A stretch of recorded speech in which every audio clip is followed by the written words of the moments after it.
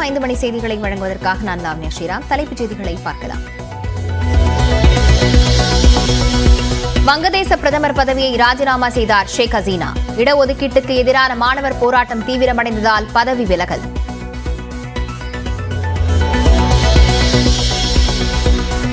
வங்கதேசத்தில் கொடுங்கோன்மைக்கு இடம் கிடையாது என ராணுவ தளபதி வகாருஸ் ஜவான் நாட்டு மக்களிடையே குறை. இடைக்கால ஆட்சியை ராணுவம் அமைத்திருப்பதாகவும் தகவல்.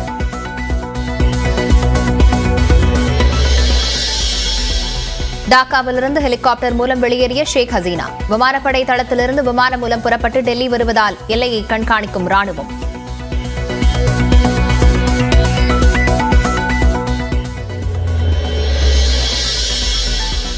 டாக்காவில் ஷேக் ஹசீனாவின் வீட்டிற்குள் புகுந்த இளைஞர்கள்.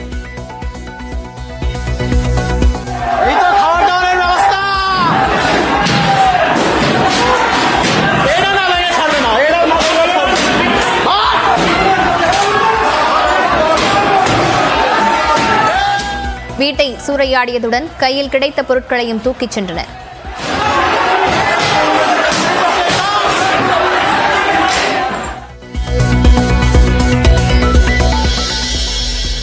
வங்கதேசத்தில் வெற்றியை கொண்டாடும் இளைஞர்கள்.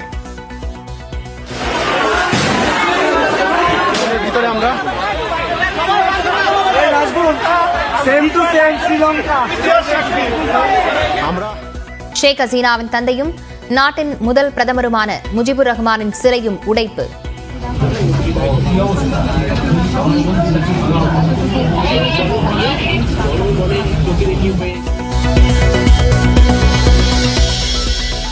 உதயநிதிக்கு துணை முதலமைச்சர் பதவியா என்ற கேள்விக்கு பதிலளித்த முதலமைச்சர் மு க ஸ்டாலின், கோரிக்கை வலுத்துள்ளதே தவிர பழுக்கவில்லை என பதில். உதயநிதி ஸ்டாலின் துணை முதலமைச்சர் கோரிக்கைகள் வலுத்திருக்கு, முதலமைச்சர் பரிசீலிப்பாரா? வலுத்திருக்கு தவிர பழுத்தில்லை. காஞ்சிபுரம், செங்கல்பட்டு, விழுப்புரம், கடலூர் மாவட்டங்களில் இன்றும் நாளையும் கனமழைக்கு வாய்ப்பு. கள்ளக்குறிச்சி, அரியலூர், பெரம்பலூர், மயிலாடுதுறை மாவட்டங்களிலும் இன்று கனமழை பெய்யும் என கணிப்பு. சென்னையில் மேலும் 2 நாட்களுக்கு மிதமான மழை தொடரும். வானிலை ஆய்வு மையம் கணிப்பு.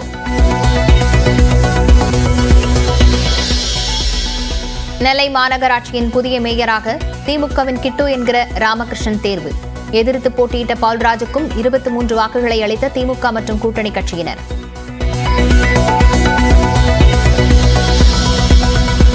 கோவை மாநகராட்சியின் திமுக மேயர் வேட்பாளராக ரங்கநாயகி தேர்வு. கவுன்சிலர்களுடன் அமைச்சர் கே என் நேரு நடத்திய ஆலோசனையில் முடிவு.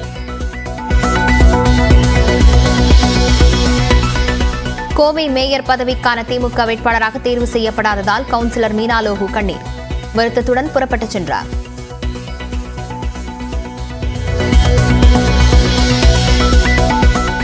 முன்னாள் அமைச்சர் செந்தில் பாலாஜி வழக்கில் அமலாக்கத்துறைக்கு உச்சநீதிமன்றம் கண்டனம். வாதாடுவதற்கு தயாராக இல்லை என கூறி வழக்கு விசாரணையை தள்ளி வைக்க கோருவது என்ன மாதிரியான செயல் என நீதிபதிகள் காட்டம்.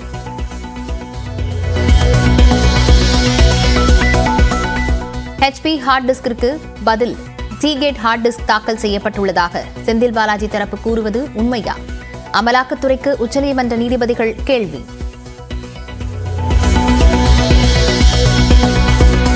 சிபிஐ கைது செய்ததை எதிர்த்த டெல்லி முதல்வர் அரவிந்த் கெஜ்ரிவாலின் மனு தள்ளுபடி. சட்டவிரோத மதுபான கொள்கை முறைகேடு வழக்கில் டெல்லி உயர்நீதிமன்றம் உத்தரவு.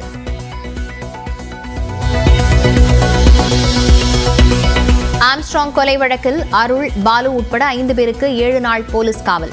எழும்பூர் நீதிமன்றம் அனுமதி.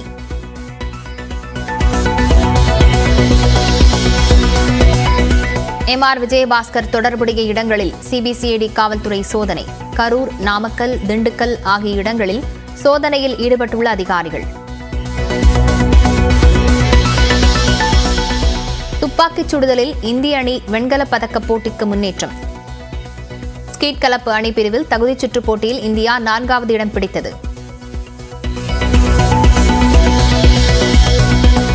ஒலிம்பிக் மகளிர் டேபிள் டென்னிஸ் குழு பிரிவில் காலிறுதிக்கு முன்னேறியது இந்திய அணி. மணிகா பத்ரா, ஸ்ரீஜா அகுலா மற்றும் அர்ச்சனா அடங்கிய அணிக்கு 3-2 என்ற கணக்கில் ருமேனிய அணியை வீழ்த்தியது.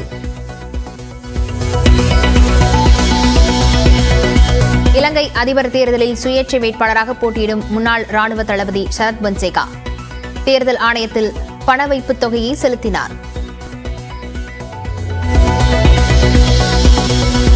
மும்பை பங்குச்சந்தை குறியீட்டு எண் சென்செக்ஸ் 2222 புள்ளிகள் சரிவு. நிப்டி 662 புள்ளிகள் சரிந்த நிலையில் முதலீட்டாளர்களுக்கு ஒரே நாளில் 15 லட்சம் கோடி ரூபாய் இழப்பு.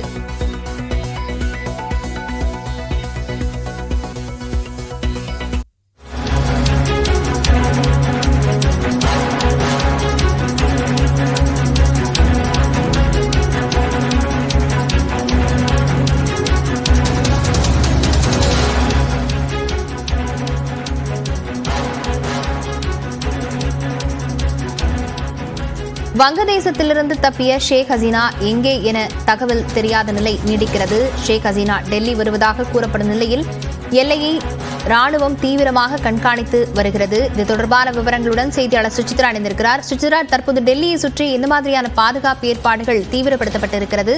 விவரங்களை பதிவு செய்யலாம். ஷேக் ஹசீனா நாட்டை விட்டு வெளியேறிய சூழலில் தற்போது டெல்லியில் உள்ள வங்கதேசத்தினுடைய தூதரகத்திற்கு கடுமையான பாதுகாப்பு என்பது பலப்படுத்தப்பட்டது. டெல்லி காவல்துறை அதிகாரிகள் அந்த பகுதியை தற்பொழுது பேரிகேட் மூலமாக அடைத்து அந்த பகுதிக்கு செல்லும் அந்த வழியை மூடி தற்பொழுது பாதுகாப்பை பலப்படுத்தியுள்ளார்கள். மிக முக்கியமாக வங்கதேசத்திலிருந்து பிரதமர் பதவியை ராஜினாமா செய்துவிட்டு ஷேக் ஹசீனா நாட்டிலிருந்து வெளியேறி இருக்கும் நிலையில் தற்பொழுது ஒரு இந்தியா மற்றும் வங்கதேச எல்லையிலும் பலத்த பாதுகாப்பை இந்திய ராணுவமானது பலப்படுத்தியுள்ளது.